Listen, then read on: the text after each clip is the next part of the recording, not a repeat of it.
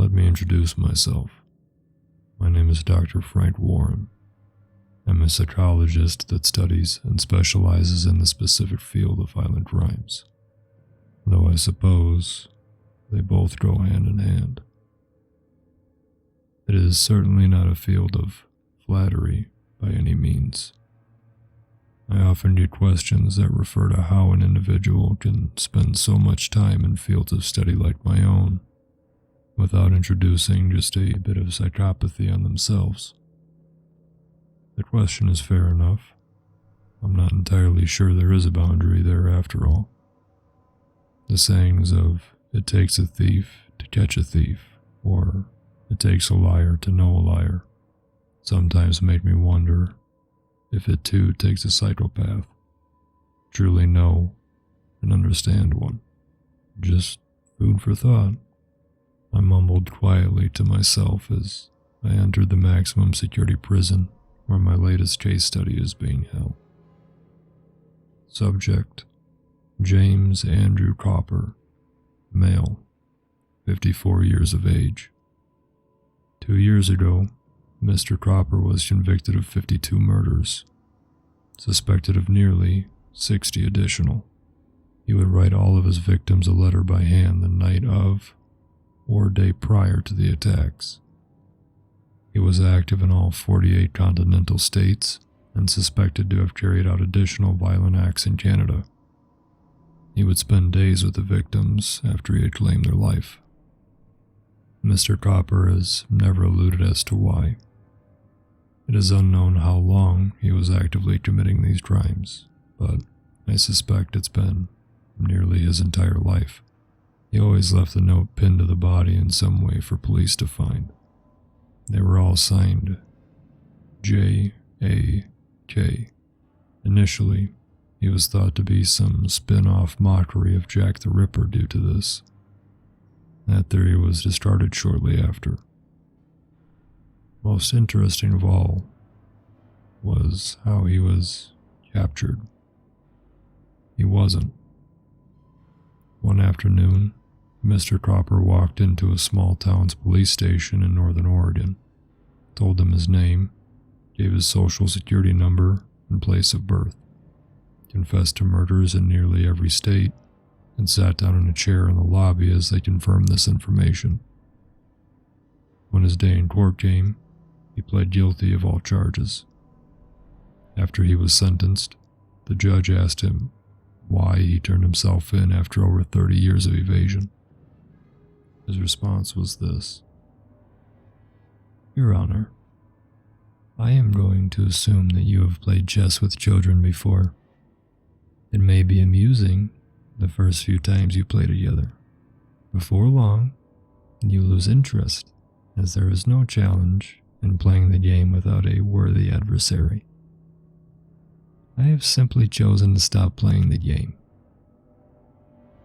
After I met briefly with the warden of the prison and signed a waiver or two, I was checked into their logs as a guest. This came with a badge stating so and a personal security escort. He was a young man. Couldn't have been any older than 25 at the most. During the walk, he remained silent. The only time he spoke was when he signaled for another guard to open a locked barred door, and when he signaled again for him to reapply the lock. Once we arrived at the room where I would be conducting my interview, he scanned his badge to let me in. Mr. Copper was already seated and restrained. "It's 11:14. You got an hour on the dot, Doc. If you want to be let out early, you push the red button on the edge of the table." The guard spoke in a matter-of-fact, no-nonsense tone. He kept his eyes to the ground. I sent him away with a "thank you." I placed my recording device on the table, pressed play, and readied my notepad.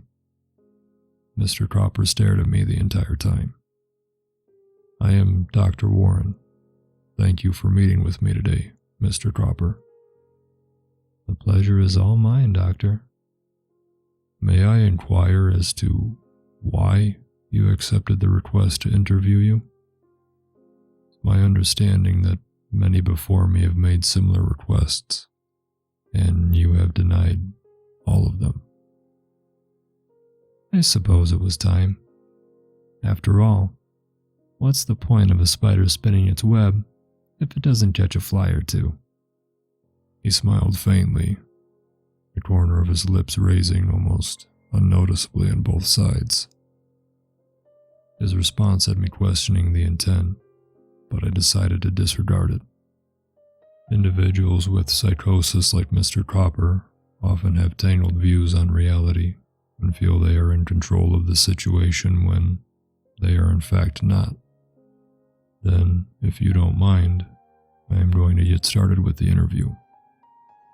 I waited for a response, but he just continued to stare with the same smile. Do you remember the age at which you started to have ill intent towards other people? I was 6. It was the day my younger sister was born, Mr. Copper stated. To answer your next question, Doctor, I was 11 when I committed my first offense. I drowned my sister in a lake near our house, and I left her there. Everyone assumed she had fallen while playing, and nothing else came of it. I was taken aback. This individual was never known to be talkative, nor has he ever been known to divulge so easily. My brow creased as I stared at the man. I see. Was it immediately after this incident that it became habitual, or was there a gap of time? No, Doctor. I played by society's menial rules for 5 more years. The next time was during my very first date. She was such a lovely young woman. His smile widened just a bit more. It is rare to see someone meet their end with such elegance. I stored her body for nearly a month before returning it back to her family. I narrowed my eyes as I stared back at him. He hasn't blinked since I walked into this room. Mr. Copper, you have made a habit of spending time with your victims after the initial incident. What exactly is it that you do with the victim's body during the time you spend with them? I find it rather equivocal that everyone wants to know what I do with a corpse. How so? I responded on reflex. Not a second had passed, and I realized that it was a mistake. You always lead. Never take the bait. Mr. Copper's smile curled into nearly a full grin as he spoke. On one hand, I understand the trepidation some may have toward the act, but individuals such as yourself, Dr. Warren, are much too involved to fall on that side. So where does that leave you? I don't involve myself in these studies for the sake of some vicarious means, if that's what you're implying. I began to tap my pen on the notepad. Don't you? His eyes darted from one of my eyes to the other, staring into both of them for a moment before moving to the next. His smile was a full-toothed grin now.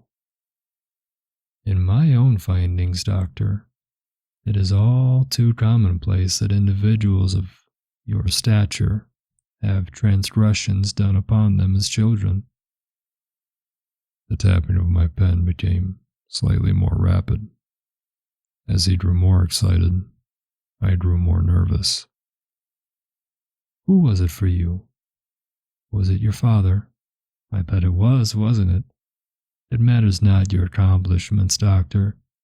You will never rid yourself of the cravings that crawl in the back of your mind. You may suppress them for a time, but I can see it when I look in your eyes. Your actions are not of a man who is filled with curiosities. They are a man whose selfish desire to quell and conquer his inner demons to rule the matters of everyday life. I looked away from Mr. Cropper. I couldn't stand his grin anymore. I took a deep breath to calm myself, cleared my throat, and turned back to the man before me.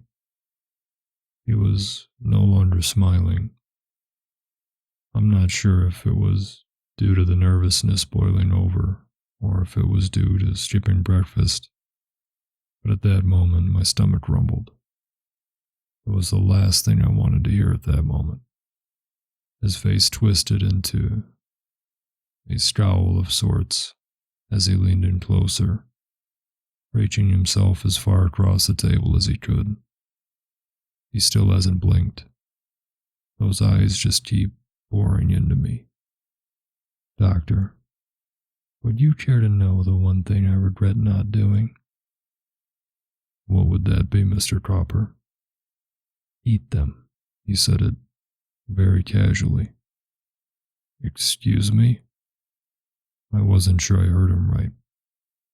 Eat the bodies. Feast on their flesh. Cannibalize them. Come now, keep up, Doctor.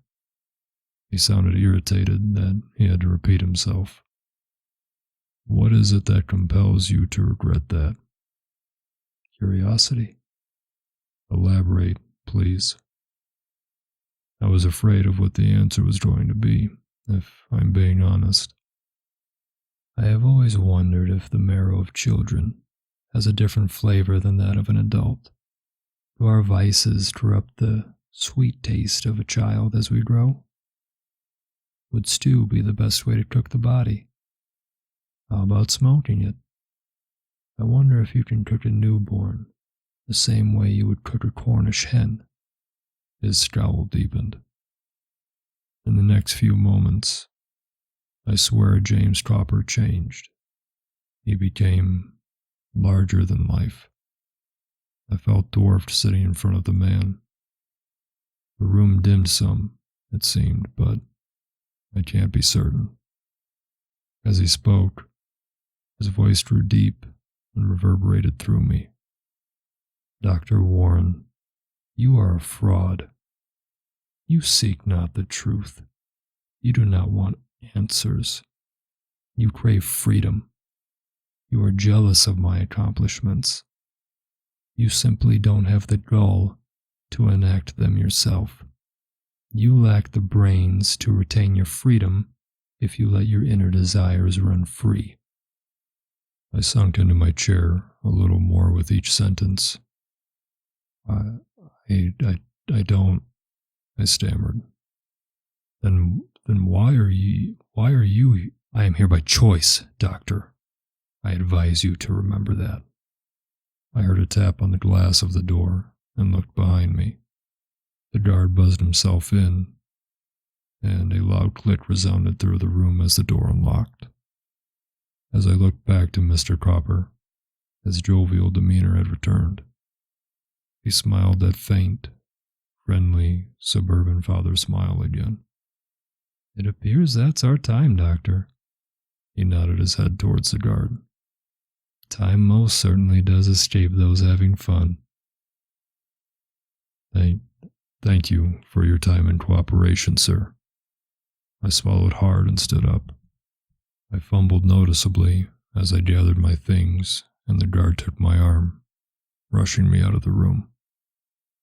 He escorted me to the locked gate and turned to me before we continued any further. I understand you are an accomplished and experienced psychiatric specialist, but with all due respect, Doctor, I suggest you forget anything and everything that monster told you. The guard sounded nervous. I wonder if he too had the unfortunate experience of having conversations with Mr. Cropper. As I stood there, processing the guard's warning, an alarm began to sound. It was accompanied with flashing red lights, and the young man tensed immediately. He signaled for the door to be opened, and the guard on the other side of the gate let me through. Time to go, Dr. Warren. The guard controlling the cell block doors called to me. I nodded blankly and headed to my car. I sat there for quite some time before finally starting the engine and driving home. I thought long and hard about the conversation I just had with what has been regarded as the most psychotic serial killer this country has ever seen. The rest of my day is mostly a daze. I vaguely remember listening back to the tape, but I don't even remember going to sleep that night.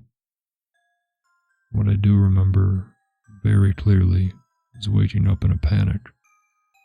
I was drenched in a cold sweat and had terrible tremors. Once I steadied myself enough, I turned on my nightstand light. There was a handwritten note sitting there. Dear Dr. Warren, it saddens me to see I have missed you this evening. Words cannot express to you my gratitude for reigniting that spark in me. For what is a man's meaning without passion? The past few years have been so dull, so empty. My appointment with you this afternoon, seeing that cardinal fear in your eyes, watching you realize how helpless you actually are. That is certainly the most indulged I have been in ages, Doctor.